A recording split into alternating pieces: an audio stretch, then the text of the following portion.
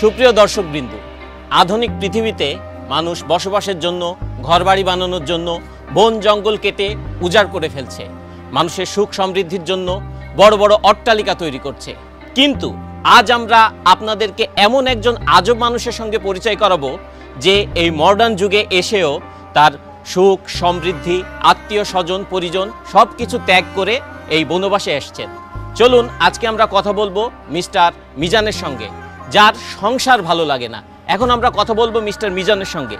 আচ্ছা মিস্টার মিজান, আপনার সংসার ভালো লাগে না, এই যে আপনি আপনার বাবা মা স্ত্রী আত্মীয় পরিজন ছেড়ে এখানে বসবাস করছেন, কেন? মিজান সাহেব বলুন, কেন আপনার সংসার করতে ভালো লাগতেছে না? আমার খুব জানতে ইচ্ছে করতেছে। আমি তোর বাবা, আমিও জানতে চাই কেন তোর সংসার ভালো লাগে না। আমাদের একটু বল বাবা। আমারও জানতে ইচ্ছে করছে, কি দোষ করেছি আমি? কি আমার অপরাধ? তুমি কেন আমার সাথে সংসার করতে চাচ্ছ না?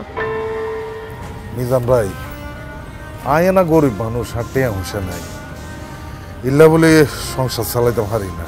সংসারের জ্বালায় এই ভূত সাজি মানুষের ডর দেয়, এটাই হুঁশা লুজে।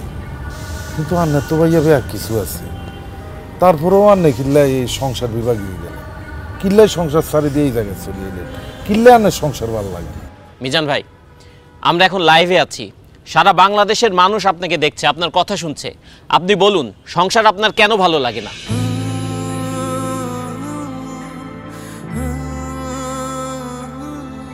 আমি যখন অনেক ছোট স্কুলে পড়ি, তখন আমার মা বাবা, স্কুলের শিক্ষক সবাই আমাকে বলেছেন, সুন্দরভাবে পড়াশোনা করো, পরীক্ষায় ভালো রেজাল্ট করো, তাহলে জীবনে সুখ আসবে। আমিও সেই সুখের আশায় দিন রাত পড়াশোনা করতে শুরু করলাম। পরীক্ষা দিলাম, ভালো রেজাল্ট করলাম, পড়াশোনা শেষ করলাম, কিন্তু সুখ পেলাম না। বরং চাকরি নামের একটা দুশ্চিন্তা আমার জীবনে চলে আসলো। সবাই বলতে শুরু করলো, যদি ভালো চাকরি পাও তাহলে জীবনে সুখ পাবা। তাই চাকরির জন্য বিভিন্ন জায়গায় পাগলের মতো ঘুরতে থাকলাম, ইন্টারভিউ দিতে থাকলাম। অবশেষে আমার চাকরিটা হলো ঠিকই, কিন্তু আমার জীবনে সুখ আসলো না। অফিসে কাজের প্রেশার, বসের প্রেশার, প্রমোশনের প্রেশার, আমার জীবন থেকে সুখ আরো বেশি হারিয়ে গেল। এরপরে ভাবলাম, জীবনে যদি একটা বউ আসে তাহলে হয়তো জীবনে সুখ আসবে। বউ আমার পাশে বসে থাকবে, মিষ্টি মিষ্টি কথা বলবে, রান্না করে খাওয়াবে, আদর করে রাতে ঘুম পাড়িয়ে দিবে। তারপর একটা বিয়ে করলাম, কিন্তু তারপর আমার জীবনের সুখ আসে নাই। অফিসের প্রেশারের সাথে আমার জীবনে আরেকটা প্রেশার যোগ হইল, সেটার নাম হচ্ছে বউয়ের প্রেশার। কাজের জন্য অফিসে বেশি সময় দিলে বউকে সময় দিতে পারি না, বউকে বেশি সময় দিলে অফিসে সময় দিতে পারি না, বউকে বেশি সময় দিলে অফিসে বসের ঝাড়ি খেতে হয়, অফিসে বেশি সময় দিলে বউর গোমরা মুখ দেখতে হয়। তারপর আজকে এটা লাগবে, কালকে সেটা লাগবে, পরশু ওইটা লাগবে। যখন যা চায় সেটা এনে দিলে সংসারে শান্তি, না এনে দিলে অশান্তি। বউয়ের সাথে ভালো মতো কথা বললে বাবা মা রেগে যায়, বাবা মাকে বেশি সময় দিলে, ভালো করে কথা বললে বউ অভিমান করে। শ্বশুর শাশুড়ির সেবা করলে বাবা মা রেগে যায়, আবার বাবা মার সেবা করলে শ্বশুর শাশুড়ি রেগে যায়। তবুও শ্বশুর শাশুড়ি, বাবা মা সবার মন জুগিয়ে এই সংসারে আমাকে চলতে হয়েছে। ঈদ আসলে সবাইকে নতুন জামা কাপড় কিনে দিতে হয়েছে, কিন্তু ঈদের মধ্যে আমি কোনো নতুন জামা কাপড় কিনতে পেলাম কিনা সেটা কেউ কখনো জানতে চায়নি।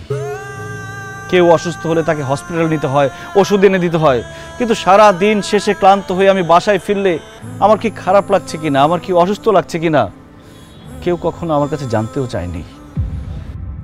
আর এইসব শুধু আমার সাথে না, বাংলাদেশের হাজার হাজার লাখো পুরুষের সাথে প্রতিনিয়ত হচ্ছে এরকম। এত কিছু করার পরও একজন পুরুষ মানুষ, একজন স্বামী কাউকেই খুশি করতে পারে না। সবার শুধু সেই পুরুষ মানুষটার উপরে কমপ্লেইন আর কমপ্লেইন। তাই সংসার থেকে আমার মন উঠে গেছে। আপন মানুষদেরকে আমার পর মনে হচ্ছে, বাড়িটাকে আমার জেলখানা মনে হচ্ছে। আমার মনে হচ্ছে আমার খোলা হাওয়া দরকার, আমার নির্ভেজাল জীবন দরকার, আমার একা থাকা দরকার। তাই আমি বাড়ি ছেড়ে, সবাইকে ছেড়ে এখানে এসে থাকার চিন্তা ভাবনা করেছি।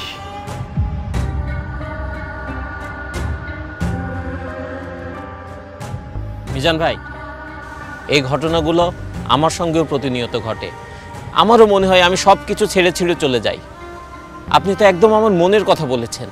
মিজান ভাই, আমিও সারাটা জীবন অনেক কষ্ট করছি, কিন্তু কাউরে কখনো সুখী করতে পারি নাই। মাঝে মাঝে মনটা চায় যে সংসার জীবনটা ছাইরা চলে যায়, কিন্তু বাবা মা বউ বাচ্চা এগো মায়া ছাড়তে পারি না।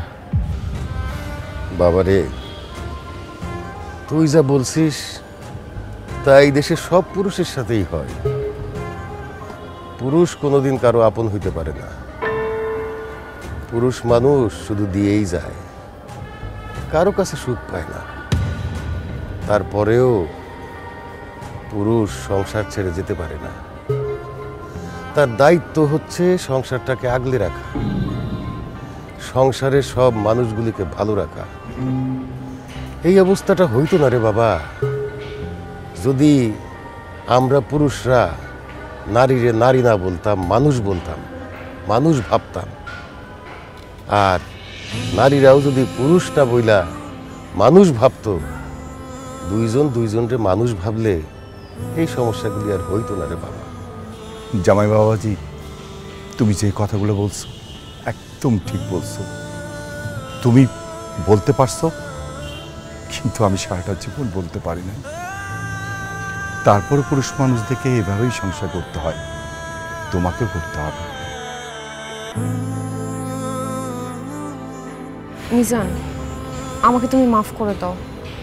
তোমার স্ত্রী হিসেবে আমার দায়িত্ব ছিল তোমার কষ্টগুলো বোঝার। আমি তোমাকে কথা দিচ্ছি, আজকে থেকে তোমার দুঃখ কষ্ট সব কিছুর আমি খেয়াল রাখবো। প্লিজ বাসায় চলো, চলো না আমরা নতুন করে সুখের সংসার করি।